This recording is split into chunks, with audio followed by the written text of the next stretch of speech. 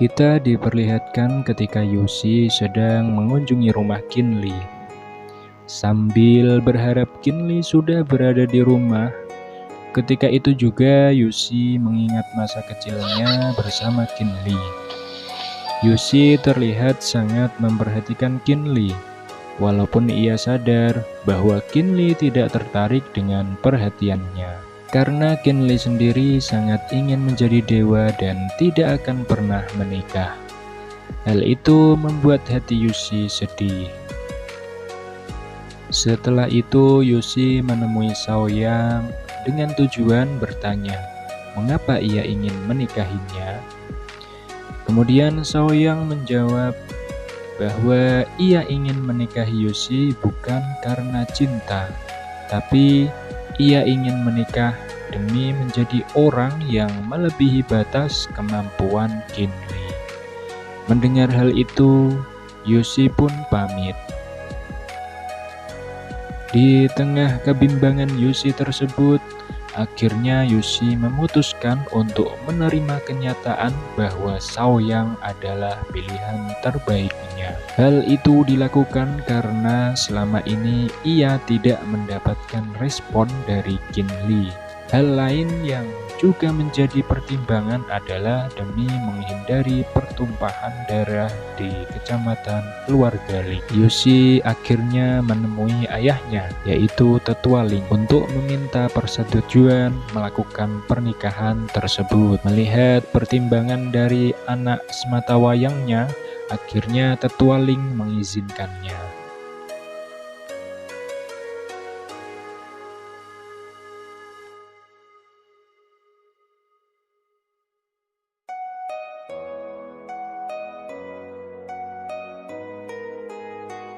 Adegan berpindah di mana Kinli mendatangi si Jingxuan dan menanyakan tentang asal-usulnya.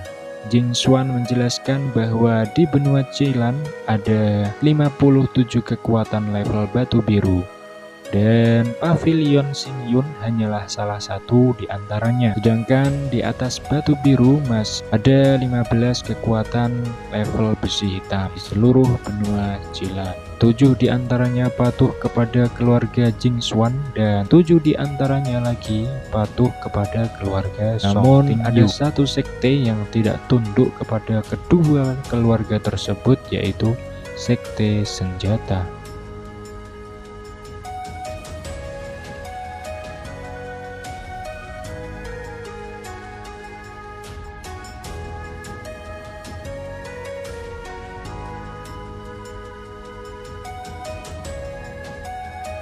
Kinli kemudian memahami bahwa Jingxuan tinggal Dewi Tembaga Merah. Jingxuan menjelaskan bahwa walaupun ia dan Song Tingyu adalah rival, tetapi ia rela mati demi Song Tingyu. Kinli juga bertanya mengenai kotak pusaka yang selalu dibawa Song Tingyu. Kemudian Jingxuan mengatakan bahwa di dalam kotak tersebut terdapat darah orang yang dicintainya, yaitu Gong Muli. Namun ketika Kinli hendak melihatnya, tiba-tiba Song Tingyu segera mengambilnya dan pergi.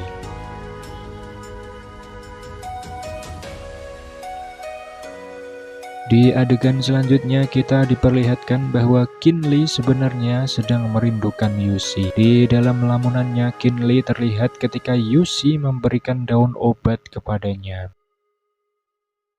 Sedangkan di sisi lain Yushi juga sedang membaca sebuah kertas yang ditulis oleh Kinli, yang di dalamnya berisikan tentang cita-cita Kinli untuk menjadi seorang dewa. Membaca tulisan tersebut, akhirnya Yushi yang penuh kekecewaan ingin membakar kertas tersebut. Ia ingin mengubur angan-angannya untuk menikah dengan Kinli.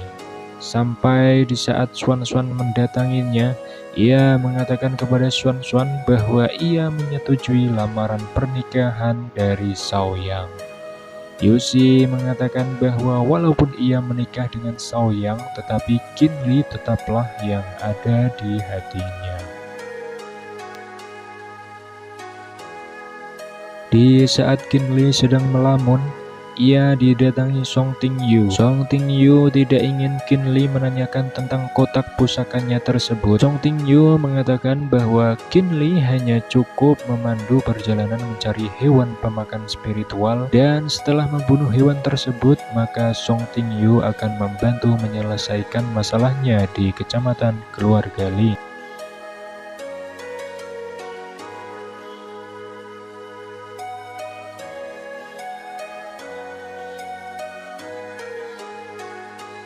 Mendengar hal itu, Qin Li pun pergi. Ketika rombongan Qin Li sampai di pegunungan leluhur, Song Ting-yu menyuruh Qin Li untuk memantau suasana di puncak bersama senior Liang.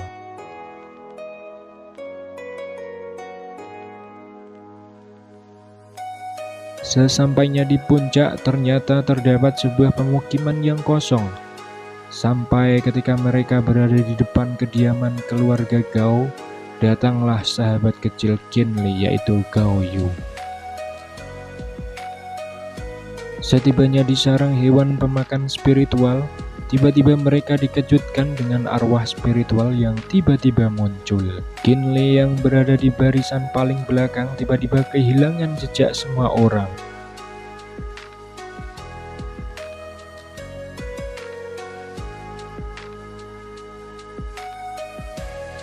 Sampai akhirnya ia bertemu dengan Song Ting-yu.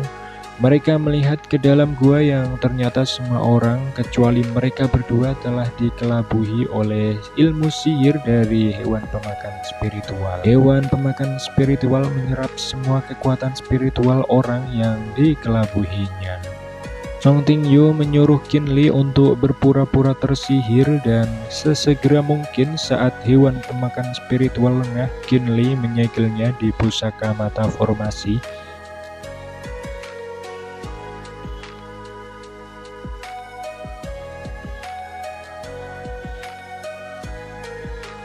Namun hewan spiritual tersebut mengetahuinya dan malah mengelabuhi Qin Li dengan sihirnya di alam bawah sadar.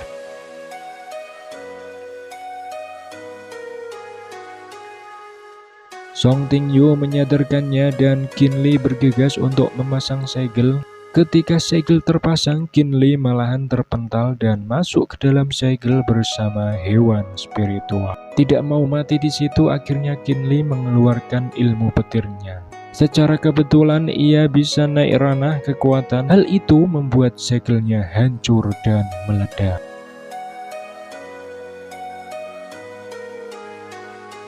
Singkat cerita, semua hancur dan hilang. Hanya tinggal Qin Li yang sedang pingsan dan Gao Yu yang menolongnya. Tak lama mereka berdua dihampiri 2 ekor serigala. Adegan berpindah di mana Shaoyang dan Yuxi menemui Gao Huang-er, di mana ia adalah ibu tiri dari Shaoyang yang kebetulan juga sebagai kakak kandung dari Gao Yu. Mereka memohon izin untuk melangsungkan pernikahan, namun di sini Huang-er justru malah merendahkannya. Namun hal itu tidak membuat Yuxi sama sekali gentar dan malah lebih membuatnya geram. Di sisi yang lain kita diperlihatkan keluarga Ye, di mana keluarga Ye adalah saingan perebutan tahta di pavilion Xingyun. Mereka nampaknya hendak melakukan rencana pembatalan pernikahan Yuxi dan Shaoyang, di mana hal ini didasari karena jika pernikahan ini terjadi, maka kecil kemungkinan keluarga Ye bisa merebut tahta dari keluarga Du dan keluarga Ling di pavilion Xingyun. Di tempat yang lain terlihat Xuan yang berpamitan kepada Yuxin. Ia ingin pergi dari kecamatan keluarga Ling untuk belajar ilmu spiritual di tempat lain agar bisa menjadi lebih kuat lagi nantinya. Hal ini dilakukan karena ia merasa dirinya lemah dan tidak bisa mencegah pernikahan Yuxi yang akan segera terlaksana. Kembali ke Qin Li dan Gao Yu, terlihat mereka setengah sadar dari pingsan, di mana saat itu mereka dibawa 2 ekor serigala milik penguasa wilayah terdingin, yaitu Fowli. Nampaknya dua serigala tersebut ingin membawa Qinli dan Gao Yu ke suatu tempat. Tak sengaja di tengah perjalanan mereka bertemu Yuxin yang ternyata ia ditinggalkan oleh Xuan Xuan saat perjalanan tadi. Di pavilion Xingyun semuanya telah bersiap-siap untuk melakukan prosesi pernikahan.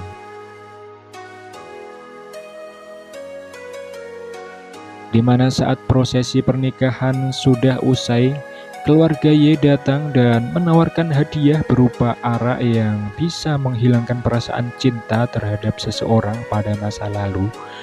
Karena sudah menjadi rahasia umum bahwa Qinli telah tewas dan hal itu membuat Yuxi sangat terpukul. Namun di sini Yuxi malah membuang arak tersebut yang membuat malu keluarga Ye.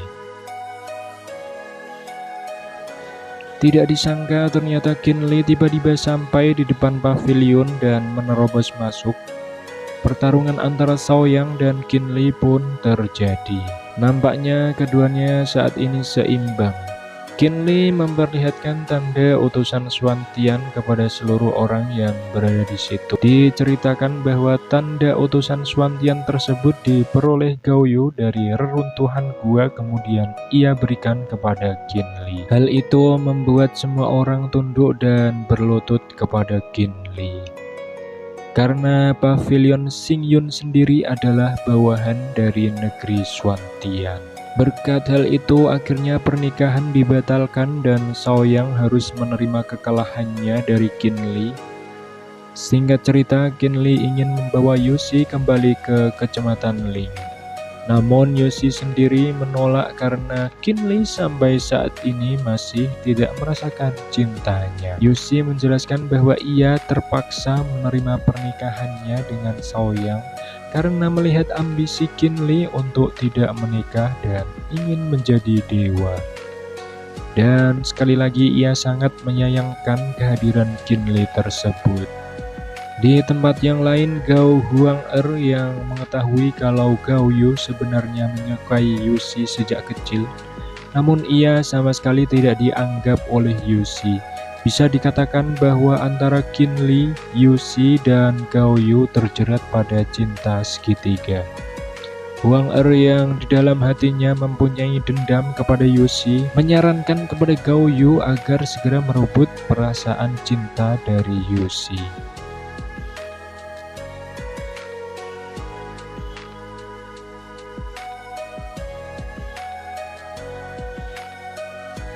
Adegan berpindah ketika Qinli dan Shaoyang berbicara empat mata. Shaoyang tiba-tiba meminta maaf atas perlakuannya selama ini kepada Qinli dan menyarankan Qinli untuk pergi ke gedung penempaan pavilion Xingyun. Hal itu pun disetujui Qinli, dan mendengar bahwa Qinli akan pergi ke gedung penempaan pavilion Xingyun, Yuxi yang masih sangat tidak bisa membendung rasa cintanya kepada Qinli, ia akhirnya tetap tinggal di pavilion Xingyun agar bisa selalu bertemu dengan Qinli.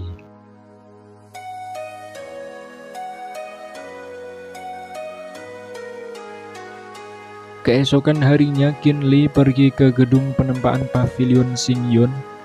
Di situ ia bertemu dengan Master Yao, di mana Master Yao adalah guru besar di pavilion Xingyun. Ketika Qinli sedang melihat beberapa pola spiritual, ia mengatakan kepada Master Yao bahwa ia pernah melihat pola-pola yang persis seperti itu di dalam mimpi. Tidak hanya itu, Qinli juga menanyakan kepada Master Yao apakah Master Yao mengenal kakeknya yang bernama King San. Qinli menjelaskan bahwa kakeknya juga memiliki ilmu penempaan. Namun ternyata Master Yao tidak mengenalnya karena selama ini ia hanya tahu orang-orang yang ada di pavilion Xingyun sendiri. Namun Master Yao berkata kalau King San kemungkinan ada di sekte senjata.